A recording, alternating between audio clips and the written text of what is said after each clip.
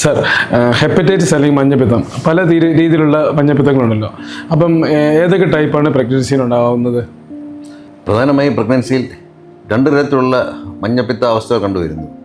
ഒന്നാമത് സാധാരണ എല്ലാവരിലും കണ്ടുവരുന്ന മഞ്ഞപ്പിത്തം ഗർഭിണികളെയും ബാധിക്കാം.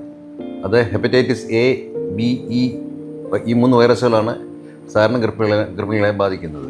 സാർ, ഇത് വന്ന ഇതിൻ്റെ ഒരു ട്രീറ്റ്മെൻറ്റ് എന്താണ് ചെയ്യുന്നത്? ഇപ്പോൾ നമ്മളൊരു 6 മാസമായി ഹെപ്പറ്റൈറ്റിസ് എ വന്നു. അപ്പോൾ ഇതെങ്ങനെയാണ് നമ്മൾ ട്രീറ്റ് ചെയ്യുന്നത്? ഹെപ്പറ്റൈറ്റിസ് എ സാധാരണ ഗർഭിണികൾ വരുമ്പോഴത്തേക്ക് പലപ്പോഴും അത് സെൽഫ് ലിമിറ്റിംഗ് ആണ്. Hepatitis A. Okay. Hepatitis B ചിലപ്പോൾ അത് കുറച്ച് നാളത്തേക്ക് ലാസ്റ്റ് ചെയ്യുമായിരിക്കും. അപ്പോൾ ചിലപ്പം 3-4 മാസത്തേക്ക് അല്ലെങ്കിൽ വർഷങ്ങളോളം രോഗിയെ ബാധിക്കാം. പിന്നെ മൂന്നാമത്തത് ഹെപ്പറ്റൈറ്റിസ് സി എന്ന് പറഞ്ഞ വൈറസാണ്. അത് പലപ്പോഴും ഗർഭിണികൾക്ക് ജീവഹാനി തന്നെ ഉണ്ടാക്കും.